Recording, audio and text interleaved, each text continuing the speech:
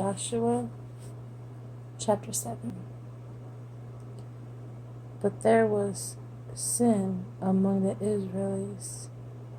God's command to destroy everything except that which was reserved for the Lord's treasury was disobeyed.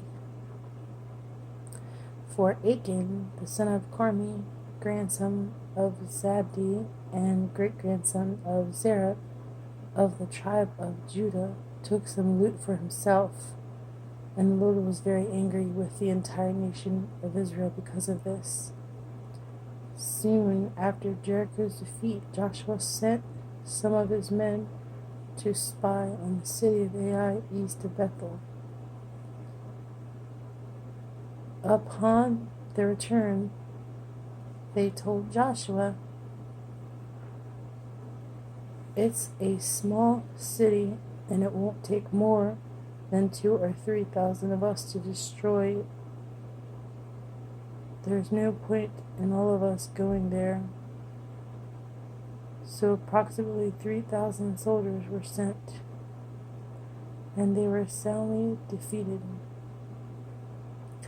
About 36 of the Israelis were killed during the attack, and many others died while being chased by the men of Ai as far as the prairies. The Israeli army was paralyzed with fear at this turn of events. Joshua and the elders of Israel tore their clothing and lay prostrate before the ark of the Lord until evening, with dust on their heads. Joshua cried out to the Lord, "O Jehovah, why have you brought us over the Jordan River if you were going to let the Amorites kill us? Why weren't we content with what we had? Why didn't we stay on the other side? O Lord, what am I to do now that Israel has fled from her enemies?" For when the Canaanites and the other nearby nations hear about it, they will surround us and attack us and wipe us out, and then what will happen to the honor of your great name?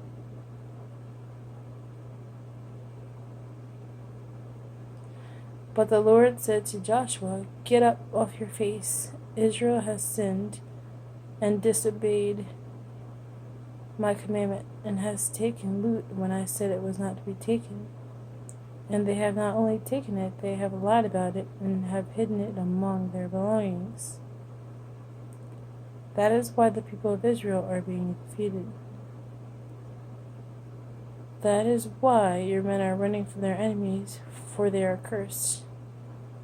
I will not stay with you any longer unless you completely rid yourselves of this sin.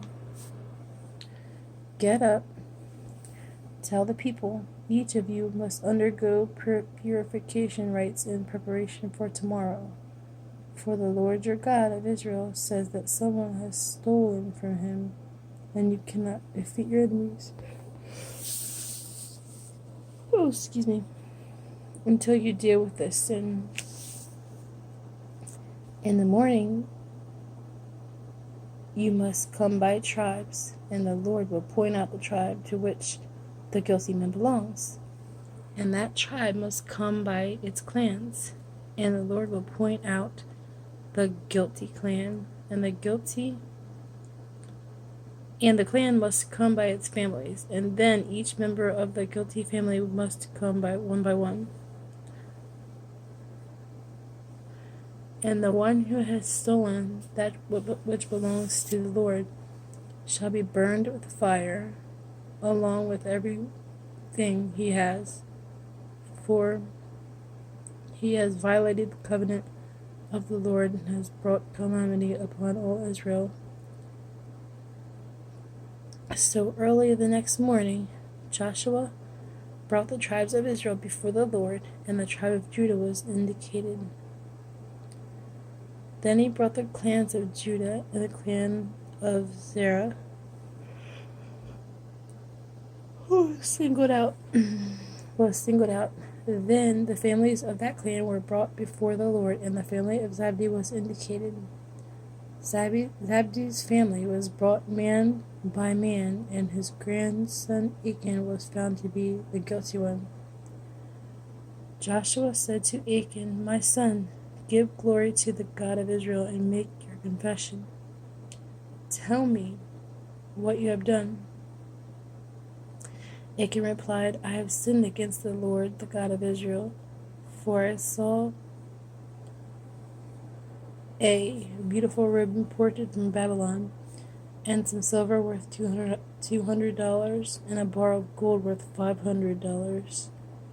I wanted them so much that I took them, and they are hidden in the ground beneath my tent."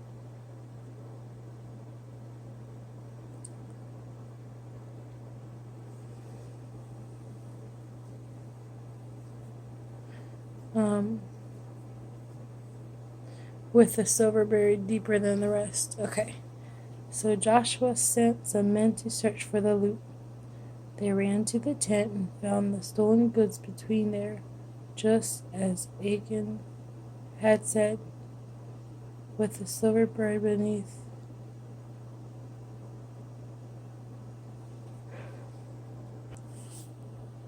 The rest. They brought it brought it all to Joshua and laid it on the ground in front of him. Then Joshua and all the Israelites took Achan, the silver, the robe, and the wedge of gold, his sons, his daughters, his oxen, donkeys, sheep, his tent, and everything he had, and brought them to the valley of Achor. And then Joshua said to Achan, "Why have you brought calamity upon us? The Lord will not bring calamity upon you." And the men of Israel stoned them to death and buried their bodies, and piled a great heap of stones upon them. The stones are still there to this day, and even today that place is called the Valley of Calamity. And so the fierce anger of the Lord was ended. Chapter 8. Then the Lord said to Joshua, "Don't be afraid or discouraged. Take the entire army and go to Ai, for it is now yours to conquer. I have given the king of Ai and all his people to you.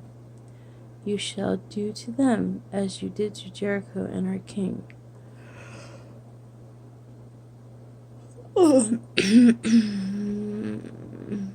"But this time you may keep the loot and the cattle for yourselves.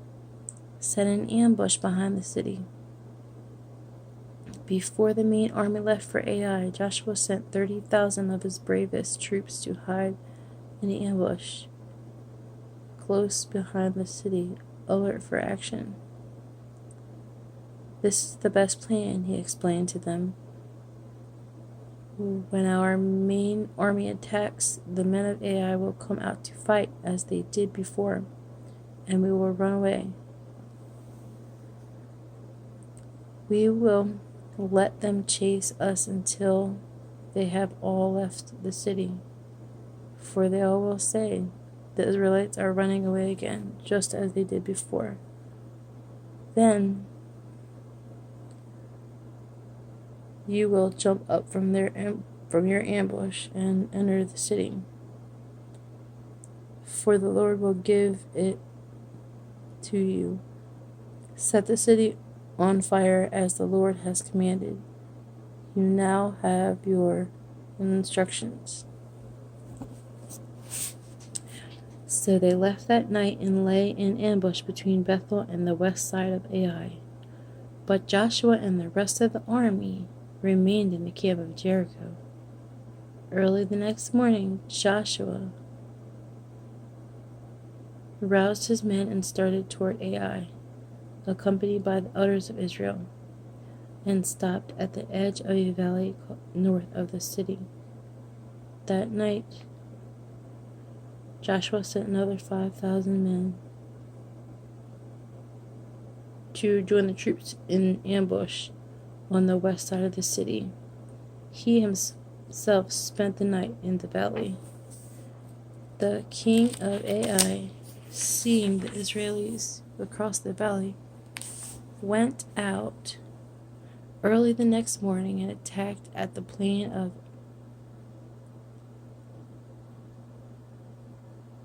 Arabah. But of course he didn't realize that there was an ambush behind the city. Joshua and the Israeli army fled across the wilderness as though badly beaten, and all the soldiers in the city were called out to chase after them. So the city was left defenseless. There was not a soldier left in Arabah, and the city gates were left wide open. Then the Lord said to Joshua, "Point your spear toward Ai, for I will give you the city." Joshua did, and when the men in ambush saw his signal, they jumped up and poured into the city and set it on fire. When the men of Ai looked behind them, smoke from the city was filling the sky, and they had nowhere to go. When Joshua and the troops were with him saw the smoke, they knew that their men who had been in ambush were inside the city. So they turned upon their pursuers and began killing them. Then the Israelis who were inside the city came out and began destroying the enemy from the rear. So the men of Ai were caught in a trap, and all of them died. Not one man survived or escaped except for the king of Ai, who was captured and brought to Joshua. When the army of Israel had finished slaughtering all the men outside the city, they went back and finished off everyone left inside. So the entire population of Ai, 12,000 in all, was wiped out that day. For Joshua kept his spear pointed toward Ai until the last person was dead. Only the cattle and the loot were not destroyed. But the armies of Israel kept these for themselves. The Lord had told Joshua they could. So Ai became a desolate mound of refuse, as it still is today. Joshua hanged the king of Ai on a tree until evening. But as the sun was going down, he took down the body and threw it in front of the city gate. There he piled a great heap of stones over it, which can still be seen. Then Joshua built an altar to the Lord, God of Israel, at Mount Ebal, and as Moses had commanded in the book of his laws. Make me an altar of boulders that have neither been broken nor carved, the Lord had said concerning Mount Ebal. Then the priests offered burnt sacrifices and peace offerings to the Lord on the altar. And as the people of Israel watched, Joshua carved upon the stone of the altar each of the 10 commandments. Then all the people of Israel, including the elders, officers, judges, and foreigners living among them, divided into 2 groups. Half of them standing at the foot of Mount Gerizim, and half at the foot of Mount Ebal. Between them stood the priest with the ark,